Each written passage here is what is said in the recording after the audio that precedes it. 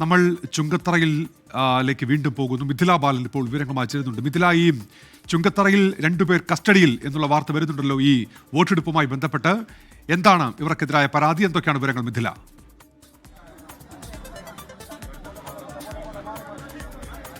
ഉന്മേഷ്, അല്പസമയം മുമ്പാണ് ഈ ഒരു സംഭവം ഉണ്ടായത്. ഈ പ്രദേശത്തല്ലാത്ത രണ്ട് LDF പ്രവർത്തകർ ഇവിടെ ഒരു വീട്ടിൽ താമസിക്കുന്നു.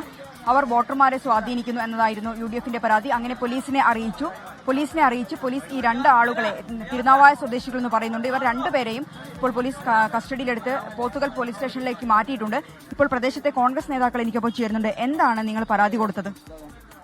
ഞങ്ങൾ രാവിലെ മുതൽ ഈ ബൂത്തിൽ ഒരു പ്രയാസം അനുഭവപ്പെടുന്നു. കാരണം ആൾക്കാർ വരുമ്പോഴും വാഹനങ്ങൾ കൊണ്ടുവരുമ്പോൾ വ്യാപകമായ ഒരു പ്രശ്നം ഉണ്ടായപ്പോൾ ഞങ്ങൾ ബൂത്തിൽ അങ്ങനത്തെ പ്രശ്നം ഉണ്ടാകാറില്ല, രാഷ്ട്രീയ സംഘർഷമൊന്നും ഉണ്ടാകാറില്ല. അപ്പോൾ ഞങ്ങൾ അന്വേഷിച്ച് കണ്ടെത്തുമ്പോൾ കുറച്ച് ദിവസങ്ങളായി ഇവിടെ കുറച്ച് ആൾക്കാർ കറങ്ങുന്നുണ്ട്. അതിൽപ്പെട്ട രണ്ടാൾക്കാർ തൊട്ടടുത്ത വീട്ടിൽ നിന്ന് ഡയറക്ഷൻ കൊടുക്കുകയാണ്, വണ്ടികൾ താഴോട്ട് പോകാനുള്ള തടസ്സങ്ങൾ സൃഷ്ടിക്കുക. അങ്ങനെ വന്നപ്പോൾ ഞങ്ങൾ പോലീസ് മേധാവികൾ പറഞ്ഞു, ഇങ്ങനെ പുറത്തുനിന്നുള്ള ആൾക്കാർ ഇവിടെ ബൂത്തിന് കീഴിലുണ്ട്, അടിയന്തരമായിട്ട് അവരെ അവരെ കൊണ്ടുപോയി കാണിച്ചു കൊടുത്തു.